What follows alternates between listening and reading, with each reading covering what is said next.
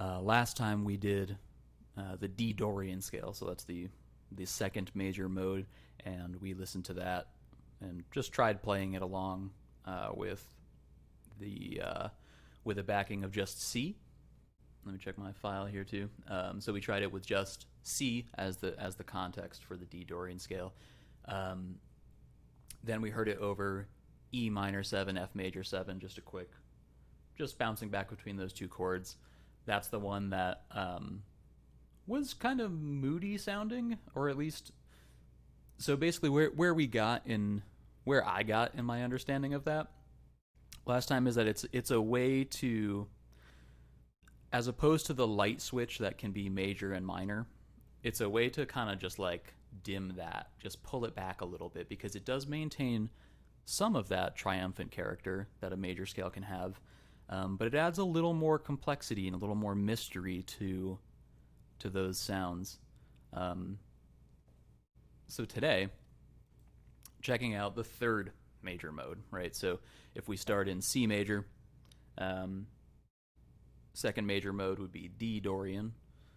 So that's the scale consisting of all of the same notes as the C major scale, but starting on the D, the second step.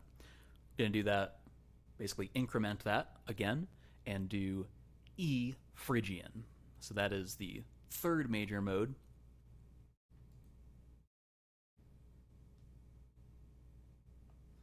Consisting of the notes, so exactly the same notes as in a C major scale, but a different order. And we get E, F, G, A, B, C, D, E. So last session we had some extra time because I needed to show you just what we're doing with the drum tracks and all that stuff. This one we can kind of get right into. So I'm going to start with the plain context of C. We'll hear each of the scales. So we'll hear C major, D Dorian, just for context, and then E Phrygian over this C, and just see what we can make of that. See what it sounds like. I do want to make sure before I fire on that though that I am okay. Yes, good. I am actually recording. So same bed as last time, but just going to be plopping a different melodic color over it. So C major,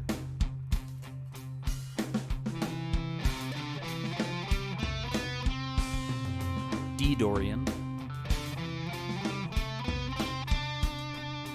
now E Phrygian,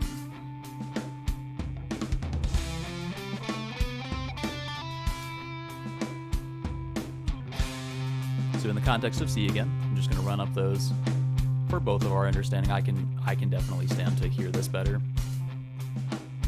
4, C major, then D. Try it again. C major, then D Dorian, then E Phrygian.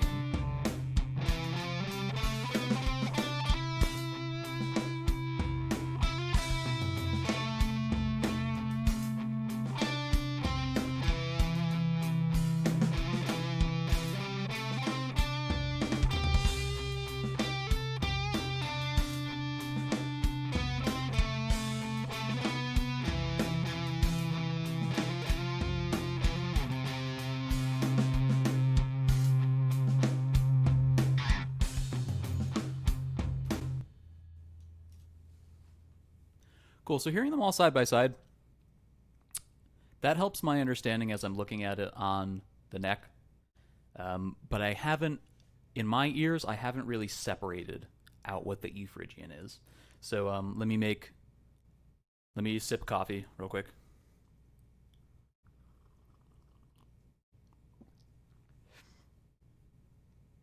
And then slide these over, and we're going to do the same with the C. The C context there. Man. Cool. We're going to do the same with the C context, but stay just within E Phrygian. The other thing to note about the Phrygian mode is it looks just like a minor scale, but with a flat 2. So as you're playing it, this would be C Phrygian, so just for the sake of demonstrating this and not confusing the two scales that will sound a lot alike. So C minor. C Phrygian would just be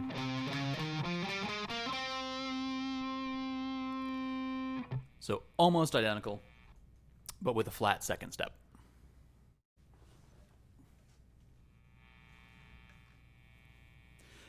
So back to this, with the C context, we're going to stick just in E Phrygian.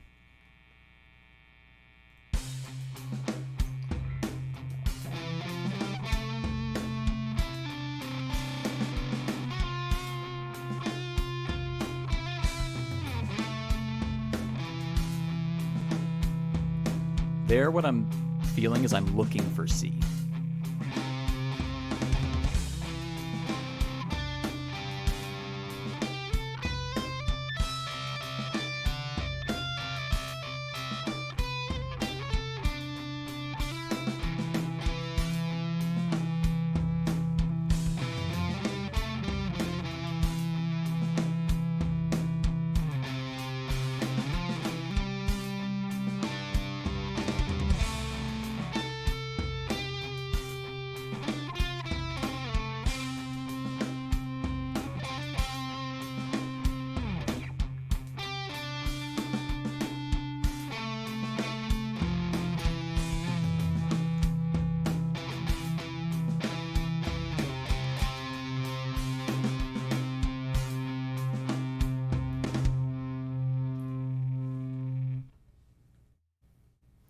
Cool. So as we found before, if you remember in the last session when we were hearing Dorian, the deal with the harmony is that it kind of points you at where you're going to land a lot as you play around in the scale.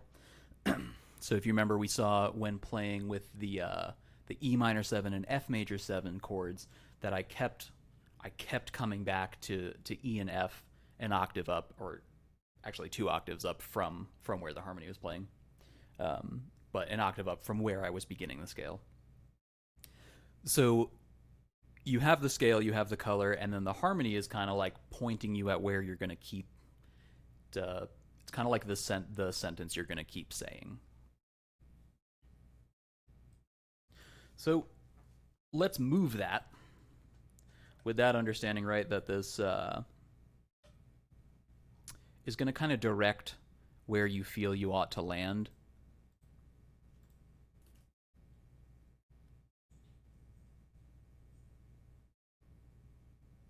I forget why I did this, but let's skip that one. So that's probably for next week.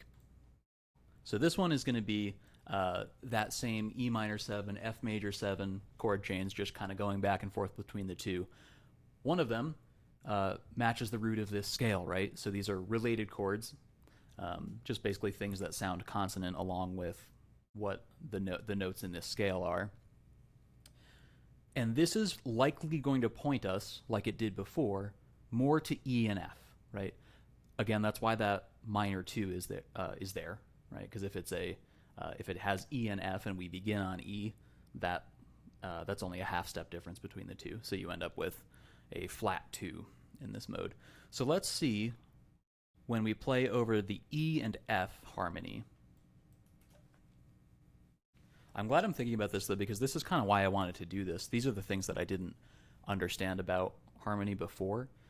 So as I get a clearer understanding of like, okay, when this harmony exists as it does, it's going to keep pointing you in these directions as you conceive of melodies over it. So I'm expecting this one to be a little easier. I'm going to do less searching because I'm going to be less drawn to C. I'm probably going to do a little less. I was enjoying playing like a lot of notes at the same time and making these just weird little chords out of the scale pitches, which works over C, but on this one, those are going to be kind of in the middle. And if we're pointed a lot to E, might not work as well. Let's try it and see.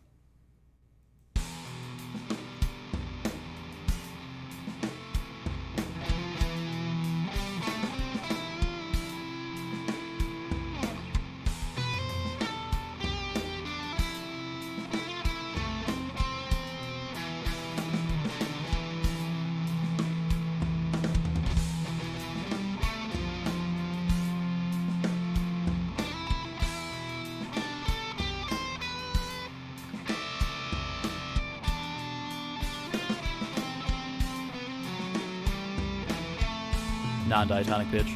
My mistake.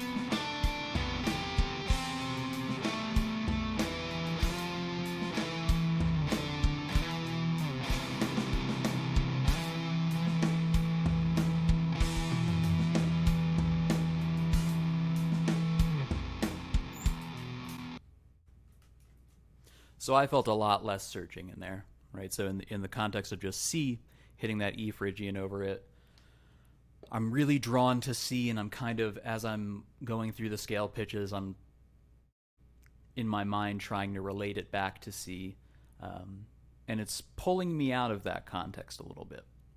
So it may be that that's not the best choice for a harmonic accompaniment to and it's not that it's not consonant, but it's about the way that it makes you think. And maybe that's something that I need to change. Maybe I need to understand better and not be so drawn. But I guess also, yeah, I don't know. I guess trying to fight it is a little weird. You don't want to have, well, you might want to have, as I say that, the smiling face of Sun Ra came into my mind, and as I was going to say, you don't want to fight the contents of the scale, I just pictured Sun Ra and was like, never mind, it's fine, you can do that if you want.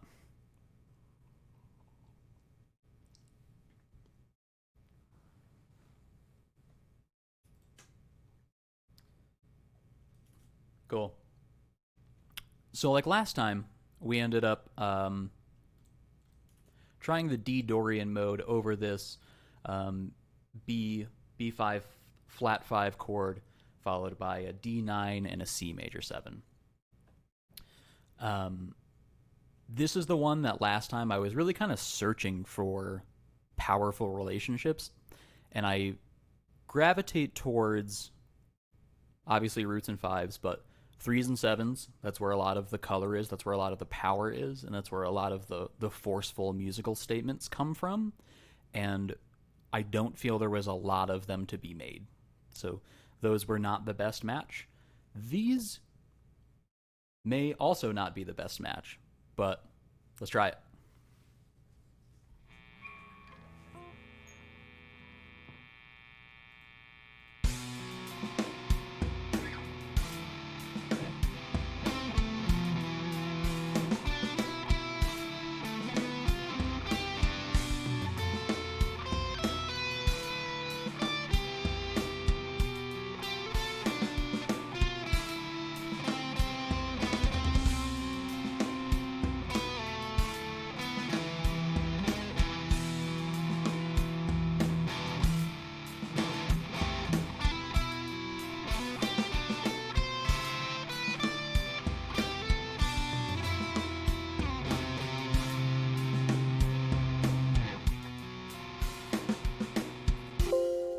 That I will say I had an easier time with.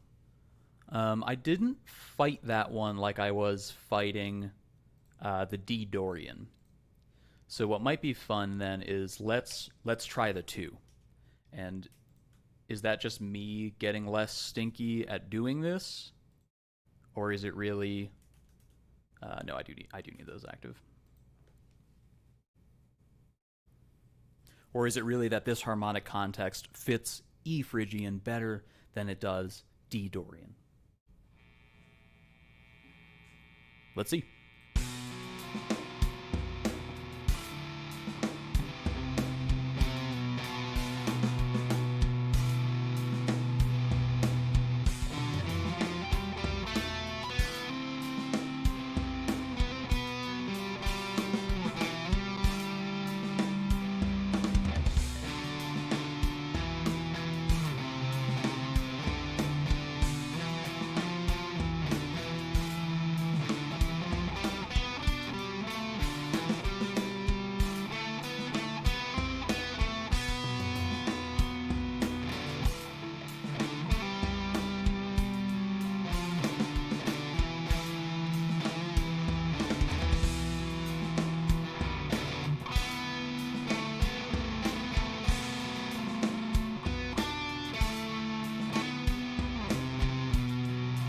that was D Dorian.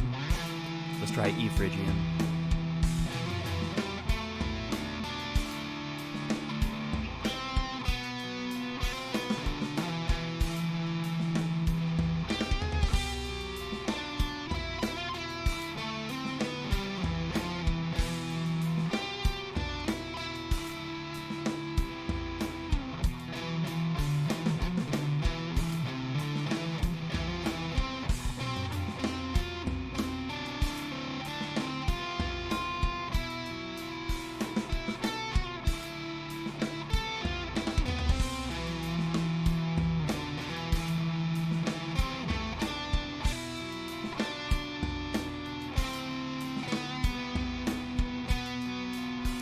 Ah, I see something.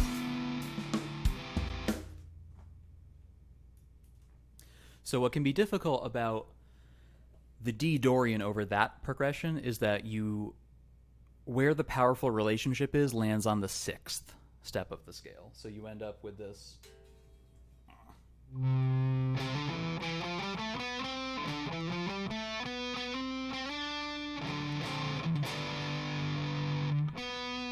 And that's the scale I think just lends itself a little bit less to fooling around the 6 of it. When you're in E Phrygian, that same note is the 5th note of E Phrygian. So you're kind of going to have an easier time with more regular shapes. That is helpful to know. I guess I got excited and yelled into the mic, so there might have been a brief section of clipping. But yeah, that's a cool thing to understand. So in the context of that B5, flat 5, D9, C major 7 chord progression, when you're playing, right? You have many options ahead of you that will sound consonant. And then like we said at the beginning, to contrast between the on-off light switch of major and minor scales, this is a way of just dimming it a little bit and saying, still has that triumphant character, one funny pitch in there that introduces some mystery or some uncertainty. So before we wrap, today is going to be a little bit short because I feel this section was more successful than the composing section, because that is some tedious shit.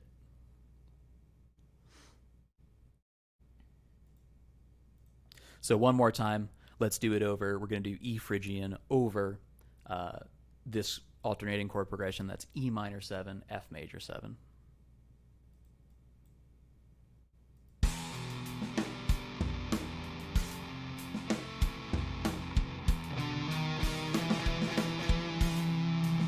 Start on the wrong step.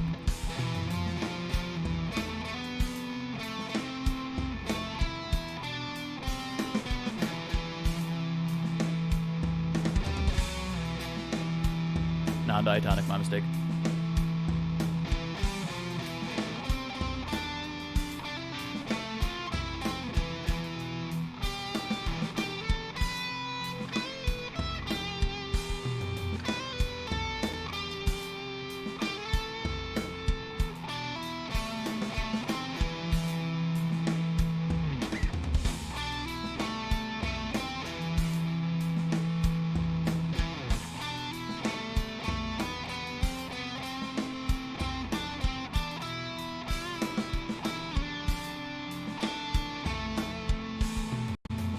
Cool.